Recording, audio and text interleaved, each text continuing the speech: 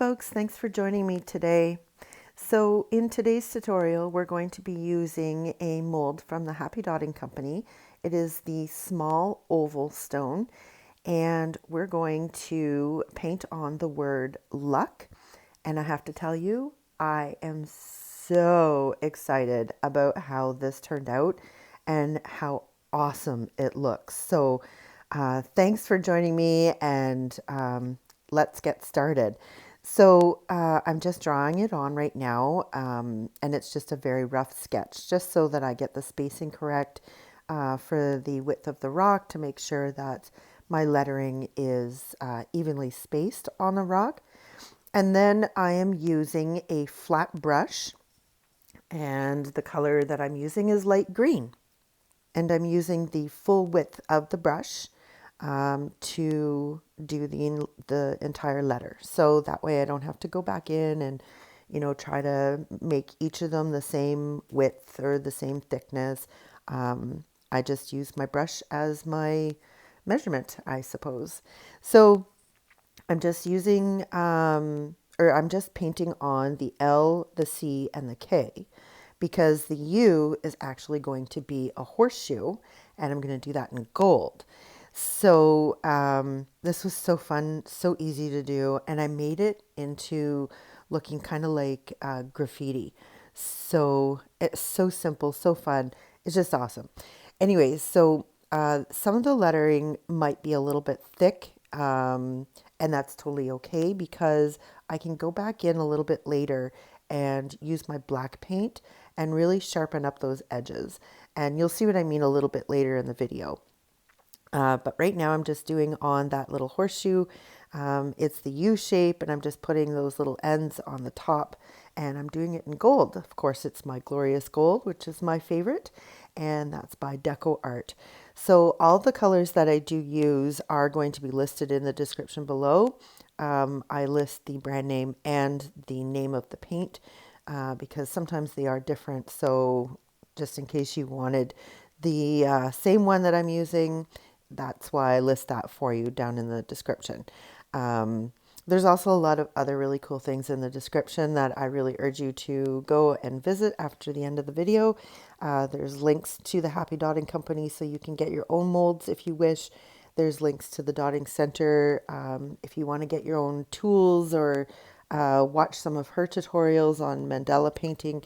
I also have links to things like my Facebook page or my Etsy shop. So all sorts of really good, cool information is listed in that description. So make sure you check that out before you leave, or before, after the end of this video.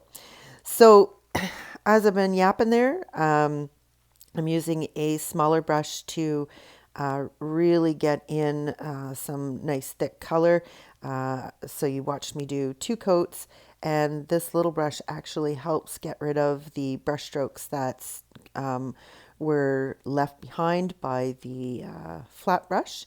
And all I'm doing is just trying to get a nice even coat. So I'm just using the same paint, and I don't use a lot of paint, like different colors. So basically all I'm using is what you're seeing on the rock right now, plus a little bit of white.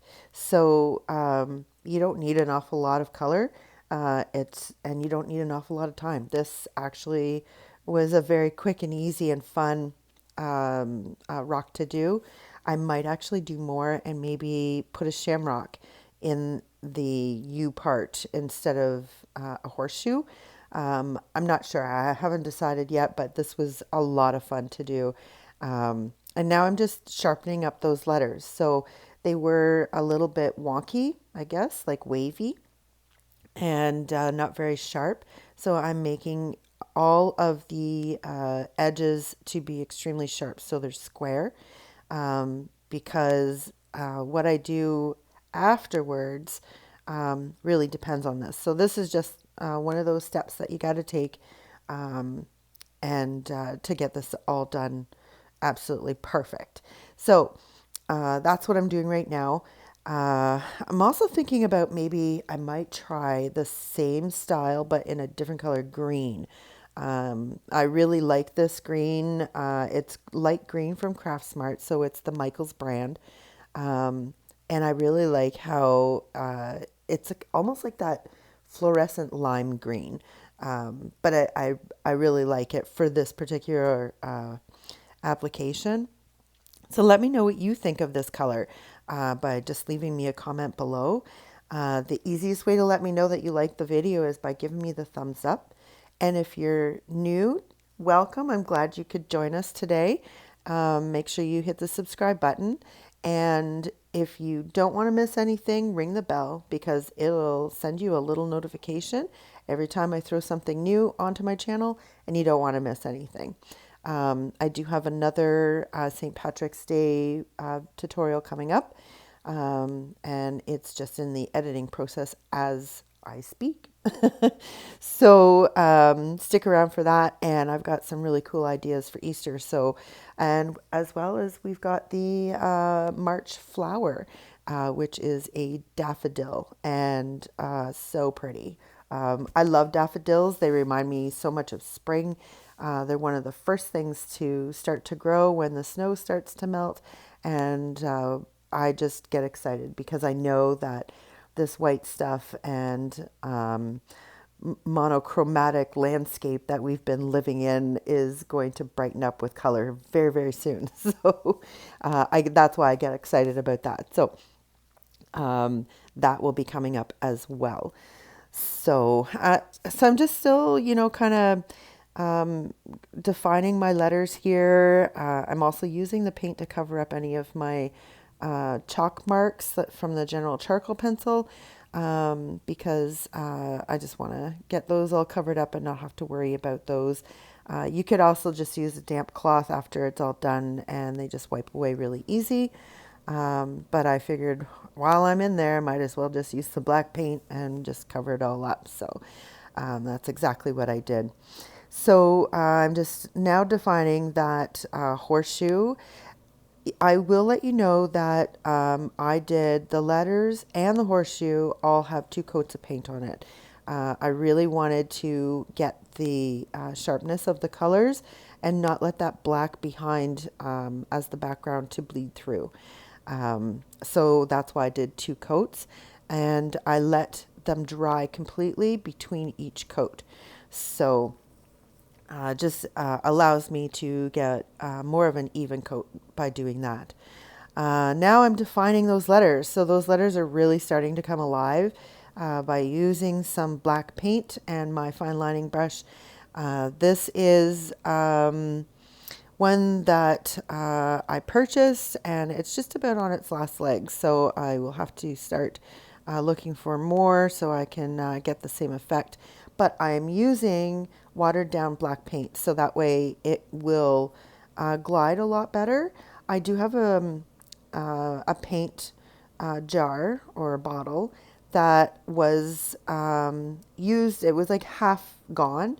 And I thought I'll just add some water to this and I'll just use this as my watered down paint. So then I just have to pour it out into my well of my paint tray and it's perfect. So I just give it a quick shake so I mix it up again before I use it and it's awesome. So it allows you to get those really thin black lines.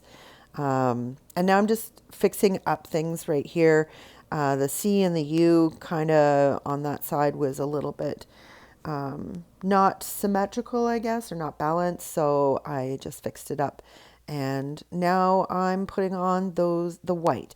So what I'm doing here is I'm adding a line of white, but I'm not letting them touch because this gives it like a 3D look. So makes it look like it's sort of coming off of the rock without putting a shadow. So you're doing it by using the white and the white outline. So I'm going underneath and around each of the letters and I'm just adding little tiny bits of white here and there. And then on the straight lines, I do a long line, but like I said, I don't let them meet. So they don't touch. because I really want that illusion of a 3D kind of effect. So this is one way that you can do it. I've done the same technique with the word love. I did it, I believe it was last year, but I will link the video in the description below for that one, and it was for love. I did it, I believe it was last year, like I said, for Valentine's Day. So it's just another word that you can do in the same way.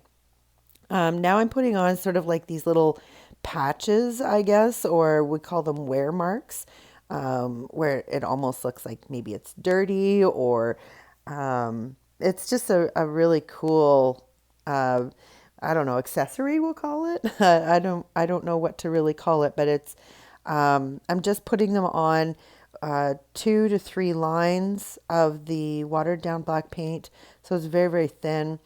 And I don't make the lines even, so they're different lengths in both directions. So now what I'm doing is I'm using my white paint again, and I'm now putting on a light reflection like right on the letter. So anything that was opposite of the white that we put around the letter, I'm doing sort of a one line on the opposite side of the letter. That gives it more of the 3D look.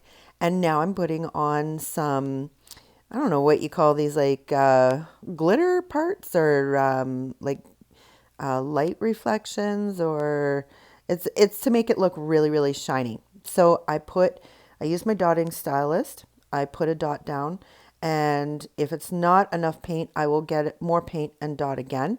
And then I take my fine lining brush and I just stretch the paint out from that center dot. And that's it. So remember, folks, life is what you make it. So get creative.